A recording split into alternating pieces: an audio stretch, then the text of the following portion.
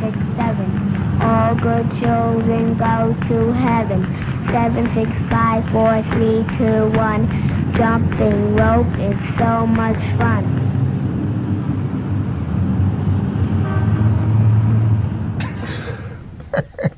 Who the fuck is Albert Fish? What? Who the fuck is Albert Fish? He was a serial killer. He slayed children and ate them. He's a cannibal. But when the police asked a woman to describe him, and she said he was gray in both appearances and demeanor. Very bad description. This is like Arsenio when it was woo. Yeah, woo. Fish tortured, mutilated, and murdered the youngsters. They were children. With a meat cleaver, a butcher knife, and a small hand saw. Oh, Jesus. And he immediately began confessing to killing 700 children. Get out of here. Yes. And he was dizzyingly happy about it. Smiled as he described the grisly details of the tortures and the murders, appearing to the detectives. And one of the detectives said he appeared as the devil himself. I mean, this guy was a real jerk. May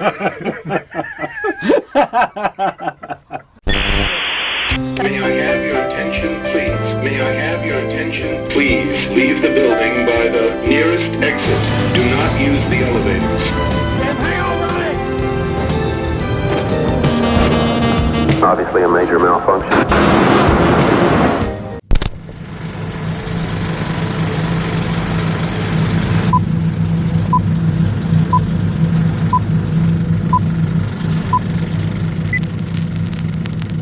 Hamilton Howard Albert Fish, born May 19th, 1870, died January 16th, 1936, was an American serial killer, rapist, child molester, and cannibal who committed at least 3 child murders between July 1924 and June 1928.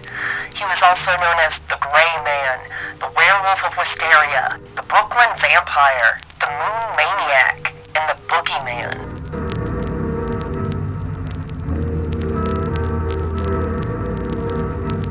Fish was a suspect in at least 10 murders during his lifetime, although he only confessed to 3 murders that police were able to trace to a known homicide.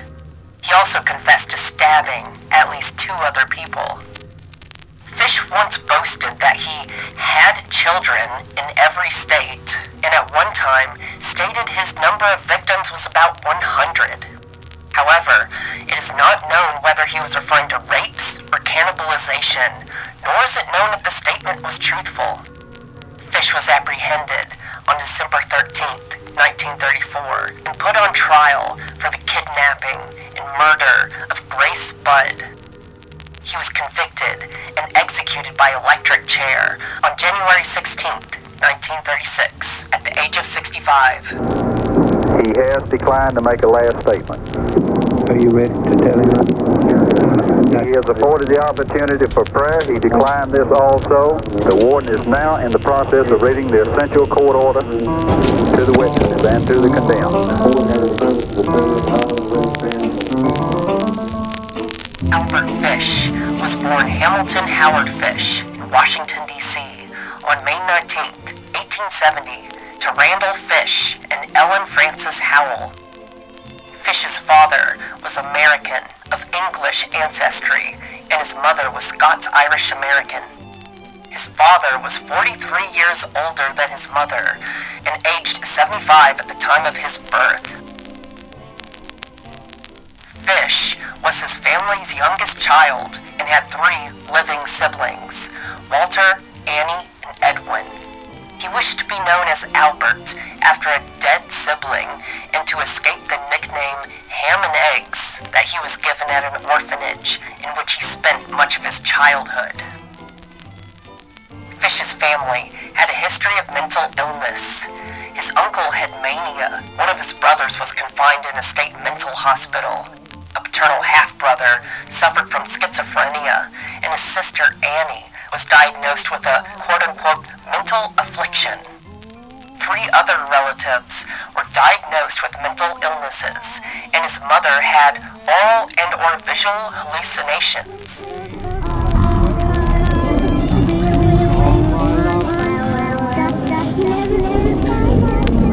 On October 16th, 1875, Fish's father, a fertilizer manufacturer and a former riverboat captain, suffered a fatal heart attack at the Baltimore and Potomac Railroad station. His mother then put him into St. John's Orphanage in Washington, D.C., where he was frequently physically abused. However, Fish began to enjoy the physical pain brought by the beatings. By 1880, Fish's mother secured a government job and was able to remove him from the orphanage. In 1882, at age 12, Fish began a relationship with a telegraph boy. The youth introduced Fish to such practices as drinking urine and eating feces. Fish began visiting public baths where he could watch other boys undress, spending a great portion of his weekends on those visits. Throughout his life, he would write obscene letters to women whose names he acquired from classified advertising and matrimonial agencies. By 1890, at age 20, Fish moved to New York City. There he engaged in male prostitution and began molesting and raping boys, mostly less than 6 years old. In 1898, Fish's mother arranged a marriage for him with Anna Mary Hoffman, who was 9 years his junior. They had 6 children: Albert, Anna, Gertrude, Eugene, John, and Henry Fish. In 1903, Fish was arrested for grand larceny, convicted and incarcerated in Sing Sing prison. Fish later recounted an incident in which a male lover took him to a wax museum where he was fascinated by a bisection of a human penis and subsequently became obsessed with sexual mutilation. Several years later, around 1910, Fish was working in Wilmington, Delaware, where he met a 19-year-old man named Thomas Bedden. He took Bedden to where he was staying, and the two began a sadomasochistic relationship. It is unclear whether the sadomasochism was consensual on Bedden's part, but Fish's later confession implied that Bedden was intellectually disabled. After 10 days, Fish took Bedden to, quote, an old farmhouse, unquote, where he tortured him over 2 weeks. Fish eventually tied Bedden up and cut off half of his penis. I shall never forget his scream or the look he gave me, Fish later recalled. He originally intended to kill Bedden, cut up his body, and take it home, but he feared the hot weather would draw attention. Instead, Fish poured peroxide over the wound, wrapped it in a Vaseline-covered handkerchief, left a $10 bill, kissed Bedden goodbye, and left. It's one of the fucking strangest things I've ever read aloud. Took the first train I could get back home. Never heard what became of him, or tried to find out, Fish recalled. In January 1917, Fish's wife left him for John Straub, a handyman who boarded with the Fish family. Fish was subsequently forced to raise his children as a single parent. Oh God, worst fucking dad ever. After his arrest, Fish told a newspaper that when his wife left him, she took nearly every possession the family owned. Fish began to have auditory hallucinations. He once wrapped himself in a carpet, saying that he was following the instructions of John the Apostle. Okay, it was about this time that Fish began to indulge in self-harm by embedding needles into his groin and abdomen. After his arrests, X-rays revealed that Fish had at least 29 needles lodged in his pelvic region. He also hit himself repeatedly with a nail-studded paddle and inserted wool doused with lighter fluid into his anus and set it light. While Fish was never thought to have physically attacked or abused his children, he did encourage them and their friends to paddle his buttocks with the same nail-studded paddle he used to abuse himself. What the fuck? He breathed on them and said, "Receive the Holy Spirit." forgive anyone's sins, their sins are forgiven. If you do not forgive them, they are not forgiven.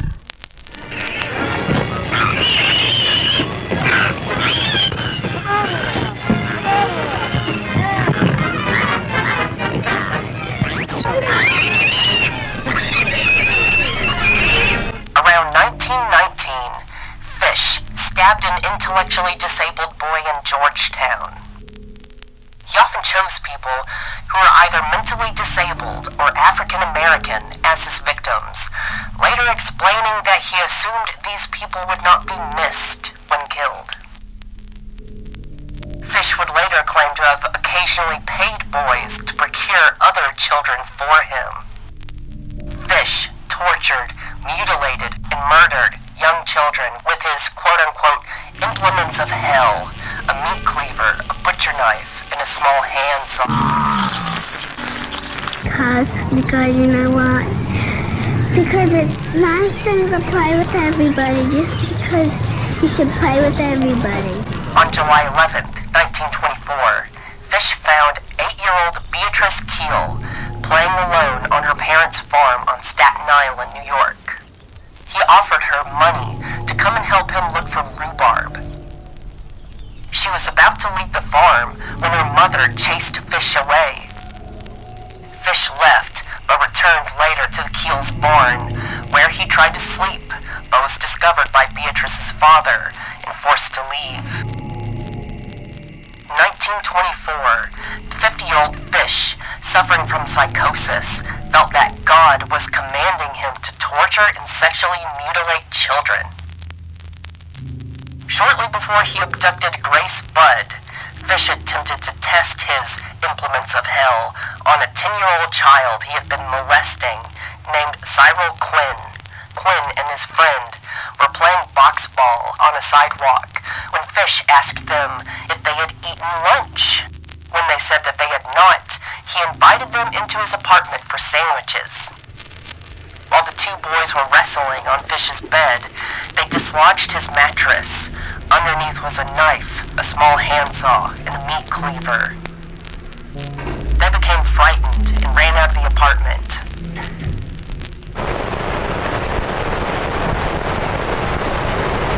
Little Jack Horner sat in a corner eating a Christmas pie. He put in his thumb and pulled out a plum and said, "What a good boy am I." During the night of July 14th, 1924, 9-year-old Francis McDonald was reported missing after he failed to return home after playing catch with friends in Port Richmond, Staten Island. A search was organized, and his body was found hanging from a tree in a wooded area near his home. He had been sexually assaulted and strangled with his suspenders. According to an autopsy, McDonald had also suffered extensive lacerations to his legs and abdomen, and his left hamstring had almost entirely been stripped of its flesh. Fish refused to claim responsibility for this, although he later stated that he intended to castrate the boy, but fled when he heard someone approaching the area. McDonald's friends told the police that he was taken by an elderly man with a gray mustache. A neighbor also told the police he observed the boy with a similar-looking man walking along a grassy path into the nearby woods. Francis's mother, Anna McDonald, said she saw the same man earlier that day, telling reporters he came shuffling down the street, mumbling to himself and making queer motions with his hands. I saw his thick gray hair and his drooping gray mustache. Everything about him seemed faded and gray. This description resulted in the mysterious stranger becoming known as the Gray Man. On February 11th, 1927, 3-year-old Billy Beaton and his 12-year-old brother were playing in the apartment hallway in Brooklyn with 4-year-old William Billy Gaffney. When the 12-year-old left for his apartment, both younger boys disappeared. Beaton was found later on the roof of the apartments. When asked what happened to Gaffney, Beaton said the bogeyman took him. Gaffney's body was never recovered. Initially, serial killer Peter Kudzinowski was a suspect in Gaffney's murder. Then, Joseph Meehan, a motorman on a Brooklyn tram, saw a picture of Fish in a newspaper and identified him as the old man whom he saw February 11th, 1927. The man had been trying to quiet a little boy sitting with him on the tram. The boy was not wearing a jacket, was crying for his mother, and was dragged by the man on and off the tram. Beaton's description of the bogeyman matched Fish. Police matched the description of the child to Gaffney. Detectives of the Manhattan Missing Persons Bureau were able to establish that Fish was employed as a house painter by a Brooklyn real estate company during February 1927, and that on the day of Gaffney's disappearance, he was working at a location a few miles from where the boy was abducted. How many miles to Babyland? Anyone can tell. Off one flight to the right, please to ring the bell. What do they do in Babyland? Dream and wait and play. Laugh and crow, thunder grow, jolly times have they.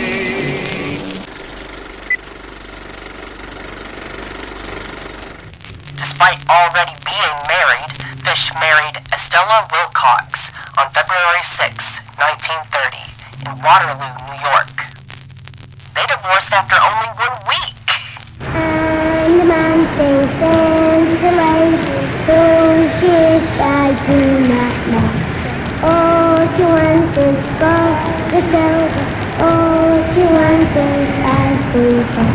The jump in my life, please so jump out my biscuit. Fish was arrested in May 1930 for, quote, sending an obscene letter to a woman who answered an advertisement for a maid, unquote. Following that arrest, and another in 1931, he was sent to the Bellevue Hospital for observation.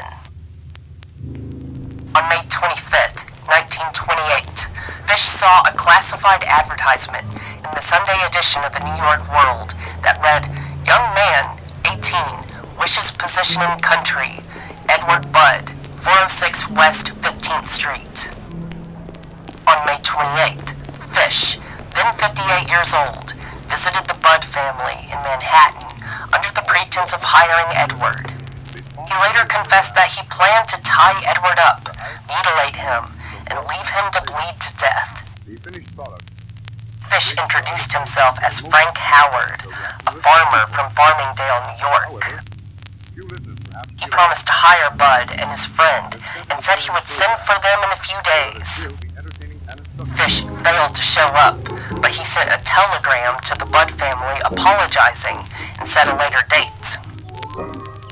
When Fish returned, he met Edward's younger sister, 10-year-old Gracie Budd. He apparently shifted his intentions toward Grace and quickly made up a story about having to attend his niece's birthday party. He persuaded the parents, Delia Bridget Flanagan and Albert Francis Budd Sr., to let Grace accompany him to the party that evening. Fish subsequently took Grace to an abandoned house he had previously picked out to use for the murder of his next victim, Wisteria Cottage, at 359 Mountain Road, located in the East Irvington neighborhood in Irvington, New York. There, Fish manually strangled her to death, then decapitated and dismembered her body and ate most of the remains over the next several days. The police arrested 66-year-old Superintendent Charles Edward Pope on September 5th, 1930, as a suspect in Grace's disappearance, accused by Pope's estranged wife. Pope spent 108 days in jail between his arrest and trial on December 22nd, 1933. He was found not guilty. Number one, not I.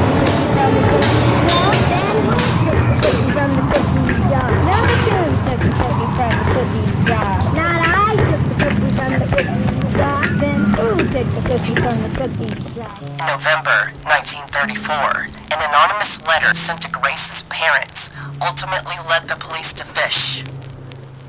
Bud's mother was illiterate and could not read the letter herself, so she had her son read it to her.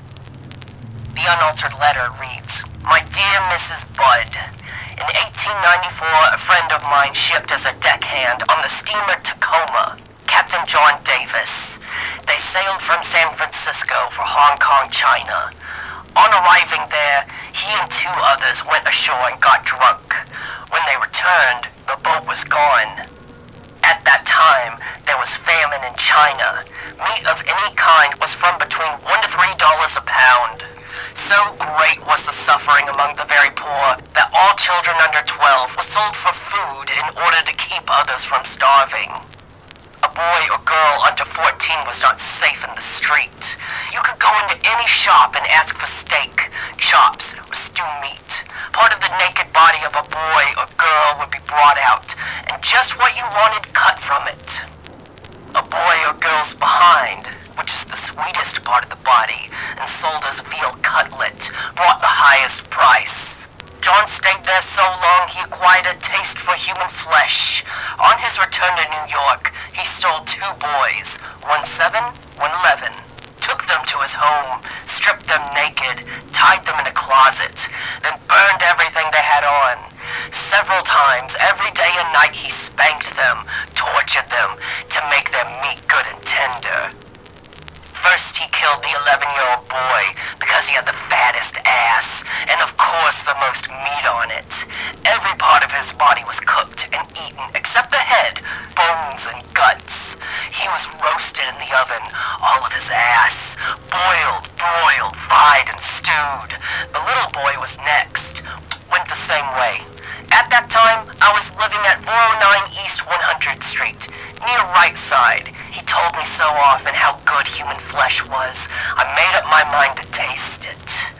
On Sunday, June the 3rd, 1928, I called on you at 406 West 15th Street. Brought you pot cheese, strawberries. We had lunch. Grace sat in my lap and kissed me. I made up my mind to eat her. On the pretense of taking her to a party, you said yes, she could go. I took her to an empty house in Westchester I'd already picked out. When we got there, I told her to remain outside. She picked wildflowers. I went upstairs and stripped all my clothes off. I knew if I did not, I would get her blood on them. When all was ready, I went to the window and called her. Then I hid in a closet until she was in the room. When she saw me all naked, she began to cry and tried to run down the stairs. I grabbed her and she said she would tell her mama. First I stripped her naked. How she did kick, bite, and scratch. I choked her to death, then cut her in small pieces so I could take my meat to my rooms, cook and eat it. How sweet and tender her little ass was roasted in the oven. It took me 9 days to eat her entire body. I did not fuck her though. I could have, had I wished. She died a virgin. Police investigated the letter, and although the story concerning Captain Davis and the famine in Hong Kong could not be verified, the part of the letter concerning the murder of Grace was found to be accurate in its descriptions of the kidnapping and subsequent events. Though it was impossible to confirm whether Fish had actually eaten parts of Grace's body.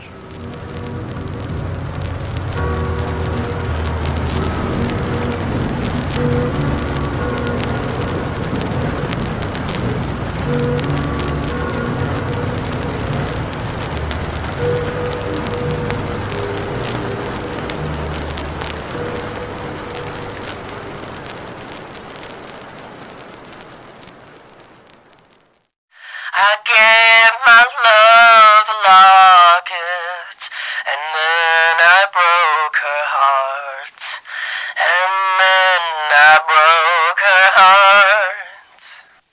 In Genesis 22:2, the Lord said to Abraham, "Take your son, your only son Isaac, whom you love, and go to the land of Moriah, and offer him there as a burnt offering on one of the mountains that I shall show you."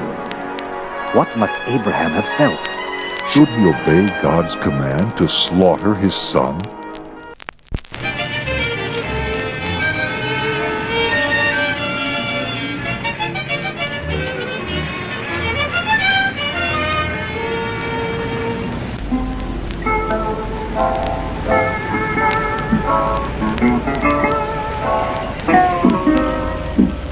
The letter to Mrs. Budd was delivered in an envelope that had a small hexagonal emblem with the letters NYPCBA, representing New York Private Chauffeurs Benevolent Association.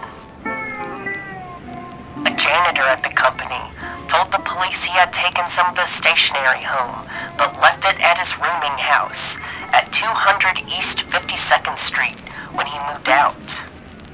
The landlady of the rooming house said that Albert Fish checked out of that room a few days earlier. She said that Fish's son sent him money and he asked her to hold his next check for him. Detective William King, the chief investigator for the case, waited outside the room until Fish returned. My dream is the sweetest girl of all the girls that I know. He agreed to go to headquarters for questioning, then brandished a razor blade. Rainbow trail fades in the afterglow. King disarmed Fish and took him to police headquarters. Fish made no attempt to deny the murder of Grace Budd, saying that he meant to go to the house to kill her brother, Edward. Fish said it never entered his head to rape the girl, but he later claimed to his attorney that, while kneeling on Grace's chest and strangling her, he did have 2 involuntary ejaculations. This information was used at trial to make the claim the kidnapping was sexually motivated, thus avoiding any mention of cannibalism. Fish led police to his isolated little house, Wisteria Cottage. Night had fallen by the time they arrived. Fish walked straight to a crumbling stone wall that curved along the hillside behind the cottage. It took only minutes of digging to uncover Grace's small, dirt-encrusted skull. He confessed to stalking, torturing, and assaulting 400 children while traveling the country. But although he was a suspect in a long list of child killings, including nearly 10 in the New York area alone, he turned silent and tearful when questioned about them. "You know as well as I," Fish wrote from his cell in a letter to King, "that if I had not written that letter to Mrs. Budd, I would not be in jail. Had I not led you to the spot, no bones would have been found, and I could only be tried for kidnapping. It was a fate to me for my wrongs." In mid-February 1935, Frederick Wertham, a German-born psychiatrist, sat down to talk with the Gray Man.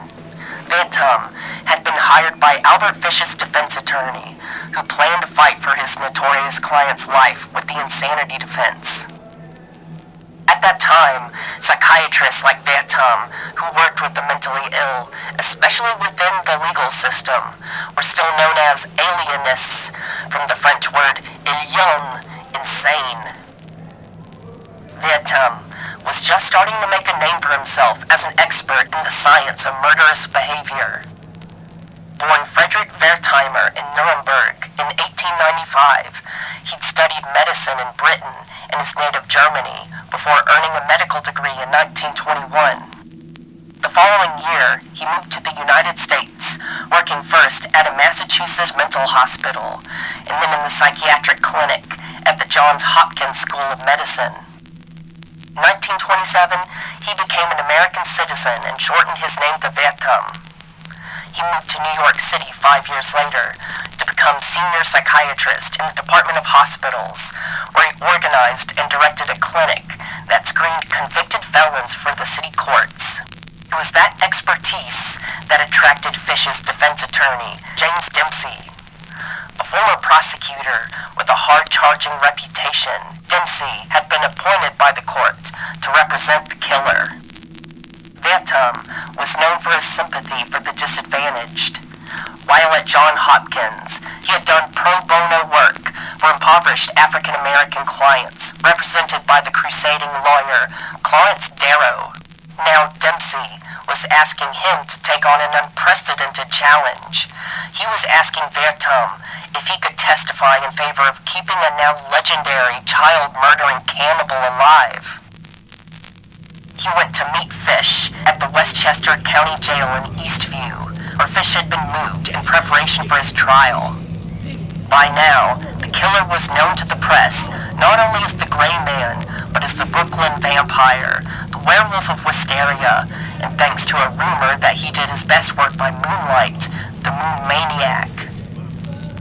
Although Vertum should have known better from his years studying criminals, he was somehow expecting a monster, a shimmer of visible evil. Instead, the prisoner who was led in to meet him, quote, looked like a meek and innocuous little old man, unquote. Vertum wrote in his 1948 book, The Show of Violence, gentle and benevolent, friendly and polite. If you wanted someone to entrust your children to, he would be the one you would choose. This harmless persona came naturally to Fish. He knew how to put it on for strangers, and he wasn't all that impressed with his earnest interlocutor.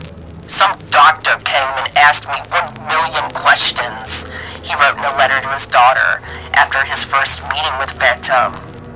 But Vertum kept coming back again and again, spending some 12 hours in increasingly intimate conversations with the killer. And over the years, Fish started to talk. I'm not insane, he told Vertum. I'm just queer. I don't understand it myself. It is up to you to find out what is wrong with me. He talked about the children he'd assaulted in his endless pursuit of pain. Sometimes the children didn't satisfy him, so he'd find women willing to use a whip. When that wasn't enough, he lashed himself. When that wasn't enough, he'd eat his own feces, drink his urine. Sometimes that wasn't enough either, so he'd burn himself by lighting alcohol-soaked cotton balls on fire in his rectum. And when even that wasn't enough, he'd drive needles into his body, mostly deep into his groin. Sometimes the pain made him scream. Always the children screamed. Sometimes he wanted that. Sometimes he gagged them. There was no known perversion that he did not practice and practice frequently, Vertum later wrote. But as the alienist came to realize that deeply deviant history, or perhaps Fish's desire to atone for it, had been contorted into a justification for murder, Fish never forgot the brutal lessons of his old Episcopal orphanage, that all sinners must seek redemption.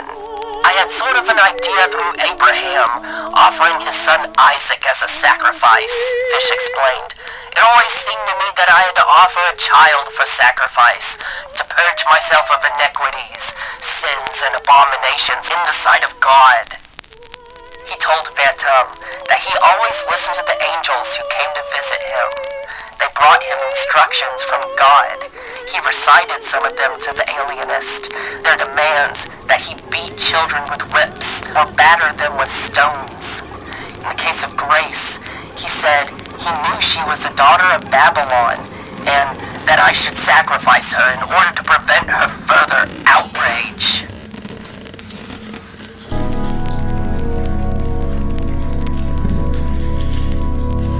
In a cruel way, Grace's own youthful guilelessness had helped sentence her to death. As Fish disembarked with her from the train in Westchester County, he forgot on his seat a bundle he had carried with him. His implements of hell, as he described them to Vertum, a knife, a saw, and a butcher's cleaver, concealed in a cloth. It was Grace who remembered it as she jumped from the tram. "You have forgotten your package," she exclaimed, and ran back to the seat to retrieve it.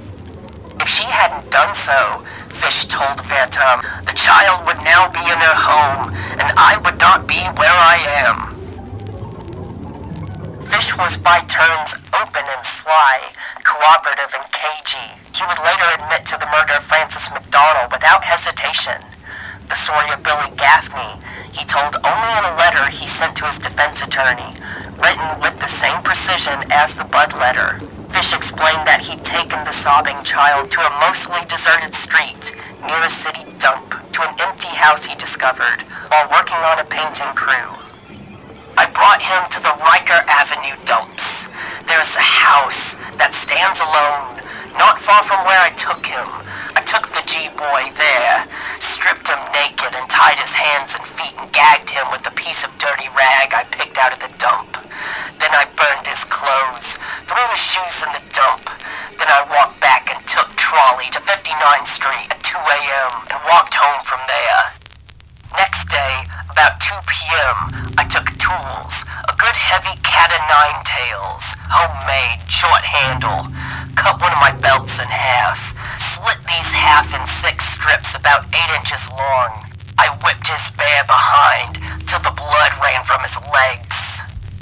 I cut off his ears, nose, slit his mouth from ear to ear, gouged out his eyes. He was dead then. I stuck the knife in his belly and held my mouth to his body and drank his blood. I picked up 4 old potato sacks and gathered a pile of stones. Then I cut him up. I had a grip with me. I put his nose, ears, and a few slices of his belly in the grip. Then I cut him through the middle of his body, just below his belly button, then through his legs about 2 inches below his behind. I put this in my grip with a lot of paper. I cut off the head, feet, arms, hands, and the legs below the knee. This I put in sacks, weighted with stones, tied the ends, and threw them into the pools of slimy water you'll see all along the road going to North Beach. Water is 3 to 4 feet deep. They sank at once.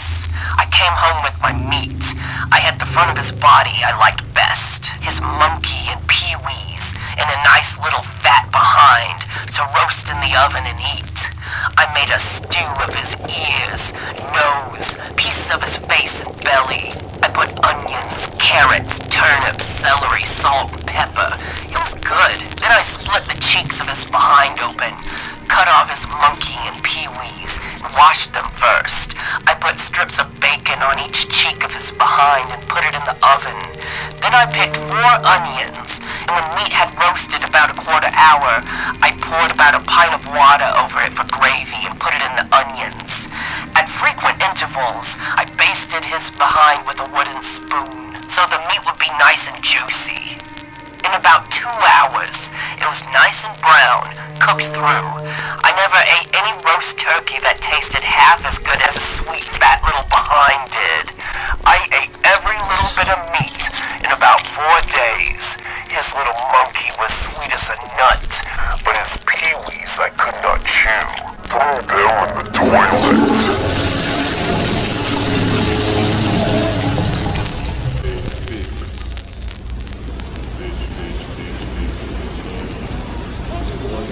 Died, you hear them fish? Wish your daddy dipped your mom. Easy. Piggy. Paul, come on, man. Paul, Chuck. Oh, yes. Poke your eyes out. Give me a first look.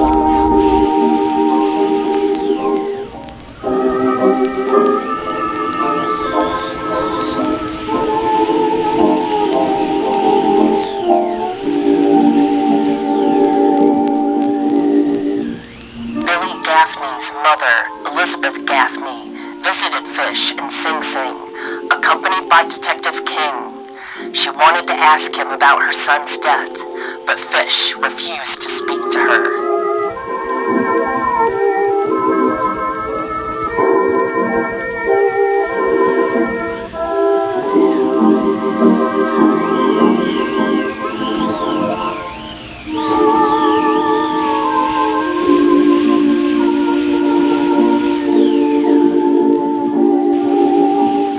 Trial for the murder of Grace Budd began on March 11th, 1935, in White Plains, New York. Frederick P. Close presided as judge, and Westchester County Chief Assistant District Attorney Albert F. Gallagher was prosecuting attorney. The trial lasted for 10 days. Fish pleaded insanity and claimed to have heard voices from God telling him to kill children. Several psychiatrists testified about Fish's sexual fetishes, which included sadism and masochism, flagellation, exhibitionism, voyeurism, pikerism, cannibalism, coprophagia, urophilia, hematolagnia, pedophilia, necrophilia, and infibulation. Dempsey, in a summation, noted that Fish was a psychiatric phenomenon and that nowhere in legal or medical records was there another individual who possessed so many sexual abnormalities. During 2 days of testimony, Vertum explained Fish's obsession with religion, and specifically his preoccupation with the biblical story of Abraham and Isaac, Genesis 22:1 through 24. Vertum said that Fish believed that similarly sacrificing a boy would be penance for his own sins, and that even if the act itself was wrong, angels would prevent it if God did not approve. Although he knew Grace was female, it is believed that Fish perceived her as a boy. Vertum then detailed Fish's cannibalism, which, in his mind, he associated with communion. The last question Dempsey asked Vertum was 15,000 words long, detailed Fish's life, and ended with asking how the doctor considered his mental condition based on this life. Vertum simply answered, "He is insane." Gallagher cross-examined Vertum on whether Fish knew the difference between right and wrong. He responded that he did know, but that it was a perverted knowledge based on his opinions of sin, atonement, and religion, and thus was an insane knowledge. The defense called 2 more psychiatrists to support Vertum's findings. The first of 4 rebuttal witnesses was Manas Gregory, the former manager of the Bellevue Hospital, where Fish was treated during 1930.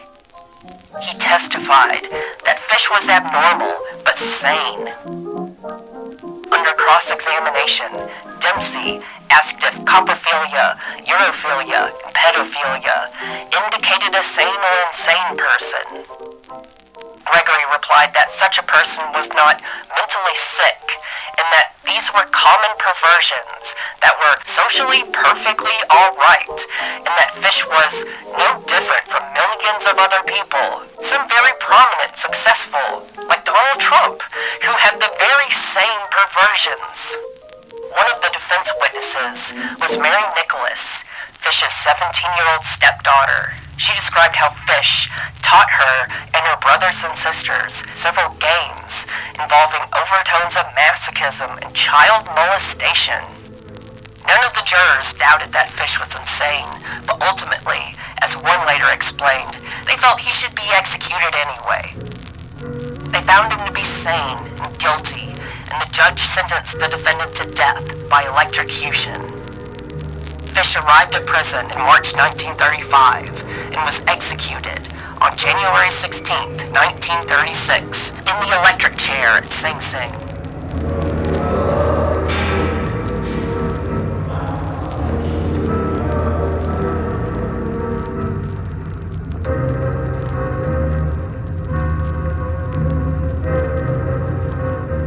He entered the chamber at 11:06 p.m. and was pronounced dead 3 minutes later. 1, 3.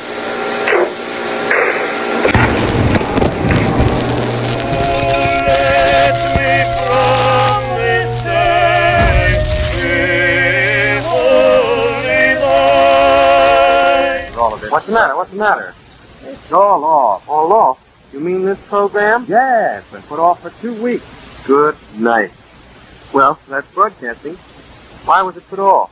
Yeah, the Williams people want to work up a new assortment and are holding up everything. Jack, quick, tell that fellow it isn't off. He was buried in the Sing Sing prison cemetery. Fish is said to have helped the executioner position the electrodes on his body.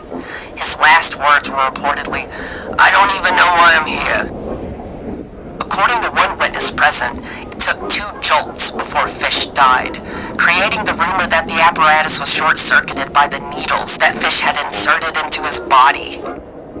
These rumors were later regarded as untrue, as Fish reportedly died in the same fashion and time frame as others in the electric chair. At a meeting with reporters after the execution, Fish's lawyer, James Dempsey, revealed that he was in possession of his client's final statement. This amounted to several pages of handwritten notes that Fish apparently penned in the hours just prior to his death. When pressed by the assembled journalists to reveal the document's contents, Dempsey refused, stating, quote, "I will never show it to anyone. It was the most filthy string of obscenities that I have ever read," unquote. 2 years after Fish was executed, Detective William King testified before the state legislature using the Gray Man's story to urge new laws requiring a centralized database of fingerprints for known sexual predators. The state of records in law enforcement in the 1920s and 30s was such that, at the time of Francis McDonald's murder, a 20-year-old mugshot of Fish, looking distinguished in a bowler hat, was on file in the NYPD's records, but wholly unknown to the detectives pursuing the case. In the years after the Fish trial, Frederick Vertum rose to prominence as one of the country's best-known criminal psychiatrists, consulting in numerous murder trials. He became a public figure, praised by some and reviled by others, in the 1930s when he wrote a provocative book called Seduction of the Innocent on the power of violent images, such as those found in comic books and television shows, to influence violent behavior. And that seems to be the pitch against comics. You pick 1 or 2 bad ones, make an enormous stink about them, and parents tear Bugs Bunny and Mickey Mouse books out of the pathetic fingers of their screaming infants. You know, I like you. But when I see you, I feel about you like great chicken about Faust. It hurts me in my heart so deep to see the company you keep. Why do you ally yourself with these blood hucksters who don't sell 2 or 3 comic books, but millions of them? And the majority of them are dealing with bloodiness, with cruelty, and with torture. And that has nothing to do with you. Why don't we stick to schmooze and discuss philosophy, and discuss entertainment? But you make yourself the spokesman of a group which I definitely think is antisocial. Mr. McCaffrey, if I may quote over the radio, a distinguished literary critic, Mr. Sterling North, who made a special study of comic books, and he called the comic book publishers racketeers. And there's a word I'd like to say for my friend, the blood huckster. I think the whole... Maybe you say something about this distribution. Why is it that people are forced to sell torture and murder when they want to sell a decent magazine? I've seen that with my own eyes, and some of these little people have told me that. Let's look at the fairy stories. Look at the violence and shall we, to quote a word, grimness of them. Yeah, with 2 M's. With 2 M's. Red Riding Hood. What big teeth you have, Grandma. All the better to eat you with, my dear. Now these stories are read out to little tots. Fairy tales, of course, in themselves are creations of art. But the children do not know their fairy stories.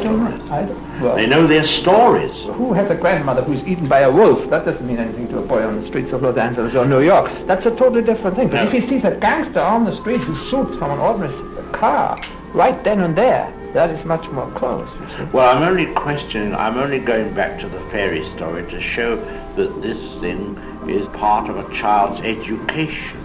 And they get educated to some kind of, shall we call it, awfulness that they don't really believe in. Somebody asked me, when did you first learn about creating fear in people? I said, I learned it when I was 6 months old. I was in my mother's arms and she went boom and scared me and gave me hiccups. And then I giggled and she was so pleased. To this day, the full extent of Albert Fish's murderous history remains unknown. credible assessments at the time implicated him in somewhere between 5 and 15 killings, though many suspected those numbers to be low. Not long after Fish's execution, one of the murderer's relatives paid a visit to Vertom. After they had talked for a while, Vertom asked the man if he had any sense of how many children Fish had killed. His visitor hesitated. "You know, Doctor," he finally replied, "there were plenty of old abandoned places."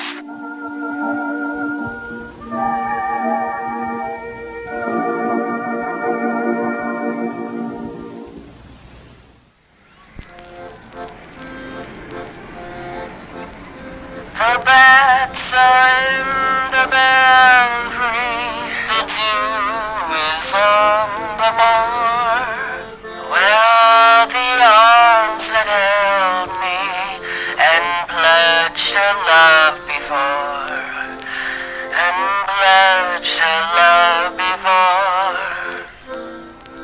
Such a sad old feeling, the fields are soft and green. It's memories that I'm stealing, but you're innocent when you dream. When you dream, you're innocent when